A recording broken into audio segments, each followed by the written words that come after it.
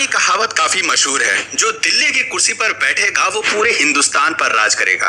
प्राचीन काल से लेकर आज के समय तक दिल्ली संपूर्ण भारत देश में सबसे अहम माना जाता रहा है। महाभारत काल में पांडवों ने दिल्ली को अपनी राजधानी बनाया था। उस समय इस शहर को इंद्रप्रस्थ के नाम से जाना जाता था। आज भी दिल्ली भारत की राजधानी के रूप में पूरे विश्व में विख्यात है। 7वीं शताब्दी से लेकर 19वीं शताब्दी के दौरान 11 राजवंशों ने दिल्ली पर शासन किया है, जिसमें न जाने कितने ही शासक दिल्ली के तख्त पर बैठे हैं। लेकिन आखिर दिल्ली क्यों हमेशा से ही शासकों की पहली पसंद रहा है? दिल्ली शहर की स्थापना कैसे हुई? दिल्ली का काशी, मथुरा या अयोध्या जैसा कोई धार्मिक इतिहास भी नहीं रहा है। इसके बावजूद हजारों वर्षों से दिल्ली शहर पॉलिटिक्स और इकोनॉमिक्स का केंद्र रहा है। विदेशी आक्रमणकारियों की भी पहली नजर दिल्ली पर ही रही है।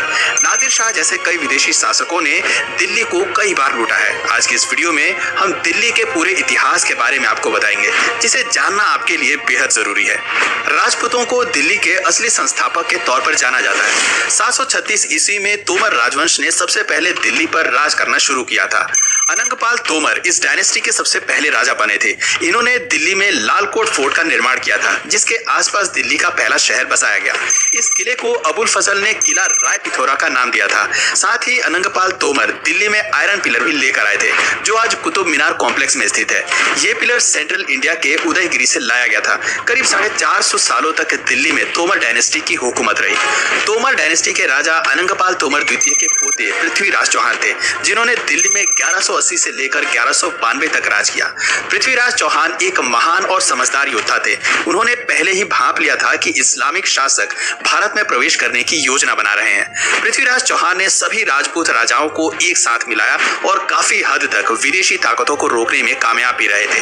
12वीं शताब्दी के अंत में मोहम्मद गौरी ने सिंध और पंजाब राज्यों को जीत लिया और दिल्ली पर सत्ता स्थापित करने की कोशिश की, लेकिन पृथ्वीराज चौहान ने उसके मंसूबों को नाकाम कर दिया। असल में राजपूत राजा अपनी बहादुरी के साथ साथ अपने उसूलों के लिए भी जाने जाते थे। वे कभी निहत्थे और कमजोर व्यक्ति पर वार नहीं करते थे। 1191 में पृथ्वीराज चौहान ने मोहम्मद गौरी को बैटल ऑफ तराइन के युद्ध में परास्त कर दिया था, लेकिन उसे मारा नहीं। और मोहम्मद गौरी को जिंदा जाने देना पृथ्वीराज चौहान की सबसे बड़ी गलती साबित हुई। मोहम्मद गौरी ने सन 1992 में एक बार फिर पृथ्वीराज चौहान के साथ युद्ध किया और इस बार पृथ्वीराज चौहान को अन्य राजाओं का साथ नहीं मिला, जिस कारण उनकी हार हुई। पृथ्वीराज चौहान दिल्ली के अंतिम हिंदू रूलर माने जाते हैं। मोहम्मद गौरी ने अपने गुलाम कुतुबुद्दीन ऐबक को 1206 में दिल्ली का बादशाह बना दिया और इसी साल दिल्ली सल्तनत की स्थापना भी शुरू हुई। क्योंकि कुतुबुद्दीन ऐबक एक गुलाम था, इसलिए उनके राजवंश को स्लेव डायनेस्टी का नाम दिया गया। कुतुबुद्दीन काफी दयालु किस्म का माना जाता था। अक्सर अपनी प्रजा के बीच वो जरूरत का सामान बंटवाता रहता था, इसलिए उसे लखबख्श का नाम भी दिया गया था। कुतुबुद्दीन ऐबक ने ही दिल्ली में कुतुब मीनार बनाने की शुरुआत की थी और 2.5 दिन का झोपड़ा जैसी कई अन्य ऐतिहासिक इमारतों का निर्माण कराया। कुतुब मीनार का काम बाद में शमसुद्दीन इल्तुतमिश द्वारा पूरा किया गया। इल्तुतमिश ने दिल्ली पर राज करने के दौरान चाह लगनी की शुरुआत की, जिसे एक प्रकार का मंत्रिमंडल कहा जा सकता है, और साथ ही एकता सिस्टम की शुरुआत भी इल्तुतमिश के द्वारा ही की गई। इल्तुतमिश ने चंगेज खान जैसे बाहरी ताकतों को भारत में प्रवेश करने से रोक कर रखा। स्लेव डायनेस्टी की चौथी शासक रजिया सुल्तान हुई, जो दिल्ली की पहली और अंतिम महिला रूलर मानी जाती हैं। लेकिन एक महिला किसी हुकूमत पर राज करे, ये बात लोगों को हजम नहीं हुई और कुछ ही समय में रजिया सुल्तान को हटा दिया गया।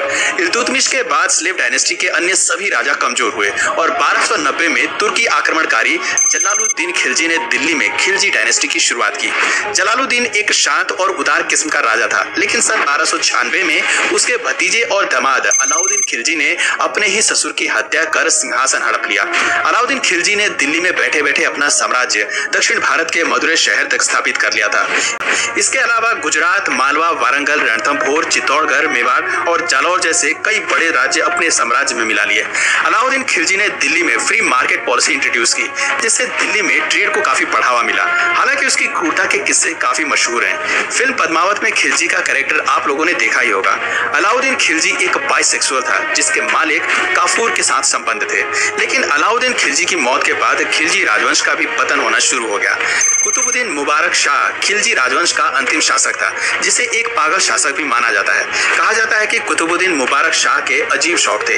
वो शराबी तो था ही, साथ ही महल में नग्न होकर घूमता था। महिलाओं और पुरुषों को भी ऐसा ही करने की सलाह देता था और कई बार तो महिला के कपड़े पहनकर ही घूमने लगता था। लोगों को समझ आ गया कि ये दिल्ली के तख्त पर ज्यादा समय तक बैठ नहीं पाएगा और 1320 में मुबारक शाह के वजीर खुसरो खां ने ही उसकी हत्या कर दी थी। सन 1320 में दिल्ली में तुगलक डायनेस्टी की शुरुआत होती है। इस राजवंश के शासकों ने दिल्ली में काफी काम कराया, सोशल रिफॉर्मर्स लेकर आए, लेकिन तुगलकों की एक कमजोरी ये रही कि मंगोल के आक्रमण को वो रोक नहीं पाए। इससे पहले जितने भी शासक हुए हैं उन्होंने अन्य विदेशी आक्रमणकारियों को रोक कर रखा, लेकिन तुगलक इसमें नाकाम साबित हुए।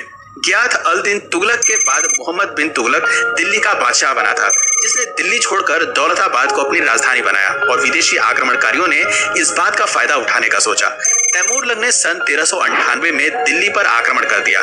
इससे पहले यह पर्शिया, अफगानिस्तान और मुल्तान जैसे राज्य जीत चुका था। पंजाब के जरिए उसने भारत में एंट्री की। दिल्ली में तैमूरलंग ने 2 हफ्ते में ही भयंकर कोहराम मचा दिया। सब जगह हाहाकार होने लगी थी। महिलाओं का सरेआम बलात्कार किया जा रहा था। जो रास्ते में आया उससे मौत की नींद सुला दिया जाता। 15 दिनों तक तैमूर और उसकी सेना ने खूब लूटपाट मचाई और भारत से जाते वक्त हरिद्वार, कांगड़ा और जम्मू जैसे इलाकों में भी वो भयंकर तबाही मचा कर गया। कहा जाता है कि तैमूरलंग की लूट के बाद दिल्ली को उभरने में 100 सालों का वक्त लगा था। सन 1414 में खिजीर शाह को तैमूरलंग ने दिल्ली की गद्दी पर बिठाया और इस तरह दिल्ली में सैयद वंश की शुरुआत हुई। यह डायनेस्टी दिल्ली के इतिहास की सबसे कमजोर डायनेस्टी मानी जाती है और बहुत कम समय तक ये दिल्ली पर राज कर पाए। सैयद वंश के अंतिम शासक आलम शाह को हराकर पहला लोधी दिल्ली का बादशाह बन गया। लोधी वंश ने दिल्ली को व्यापार और लिटरेचर का केंद्र बनाया। इस वंश के दूसरे शासक सिकंदर लोधी हुए, जिसने आगरा शहर बसाने की शुरुआत की। साथ ही दिल्ली में और आसपास के कई राज्यों पर इस राजवंश ने काफी निर्माण कराए। दिल्ली के लोधी गार्डन में लोधी वंश के शासकों के मकबरे बने हुए हैं। लोधी वंश के अंतिम शासक इब्राहिम लोधी हुए। इब्राहिम लोधी वैसे तो एक ताकतवर शासक के रूप में जाने जाते थे, लेकिन उसके शक करने की आदत बहुत खराब थी। छोटी छोटी बातों पर वो अपने मंत्रियों की ही हत्या कर देता था। हर किसी को संदेह की निगाह से देखता था। इब्राहिम लोधी को गद्दी से हटाने के लिए अलाउद्दीन और दौलत खान, जो उसके दरबार में गवर्नर थे, उन्होंने बाबर को भारत आने का न्योता दे दिया। बाबर को भारत आने का इससे अच्छा मौका नहीं मिल सकता था और काबुल छोड़कर वो भारत आ गया। सन 1526 में इब्राहिम लोधी और बाबर के बीच पानीपत का पहला युद्ध होता है, जिसमें बाबर की जीत होती है। उसने जीत की खुशी में प्रजा के बीच चांदी के सिक्के बंटवा दिए थे।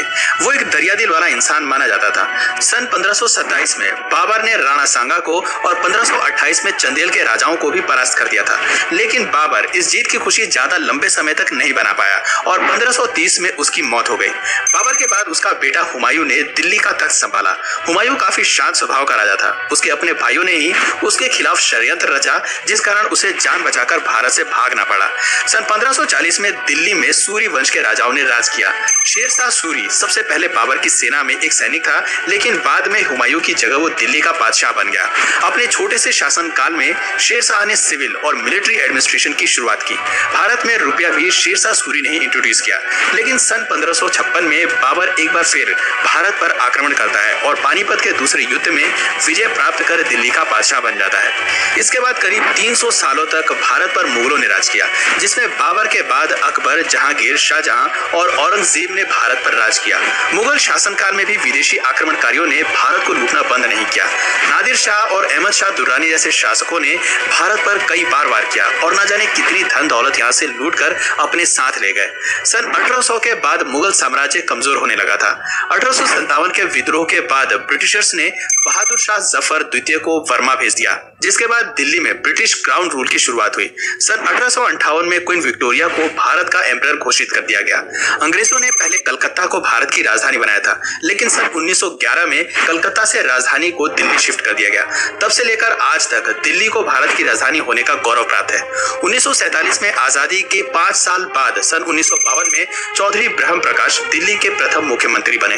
तो दोस्तों, ये था दिल्ली का पूरा इतिहास कि आखिर किस तरह राजपूतों के बाद विदेशी आक्रमणकारियों ने दिल्ली पर राज किया। सैकड़ों वर्षों की गुलामी के बाद दिल्ली सहित पूरे भारत को आजादी मिली। आजादी के आंदोलन में भी दिल्ली की भूमिका काफी महत्वपूर्ण रही है। आज दिल्ली में ही सुप्रीम कोर्ट, संसद भवन, राष्ट्रपति भवन जैसे प्रमुख भवन मौजूद हैं और दिल्ली से ही 140 करोड़ की आबादी वाला देश चलाया जा रहा है। तो दोस्तों, आप किस शहर से इस वीडियो को देख रहे हैं, नीचे कमेंट करके जरूर बताइए। और अगर इस वीडियो से आपको कुछ नया जानने या सीखने को मिला या फिर इंटरेस्टिंग लगा, तो प्लीज इस वीडियो को एक लाइक करके अपने फ्रेंड्स और फैमिली में इसे जरूर शेयर करें। और यदि आप इस चैनल पर नए हैं तो प्लीज इस चैनल को सब्सक्राइब करके बेल नोटिफिकेशन आइकन को ऑन कर लीजिए।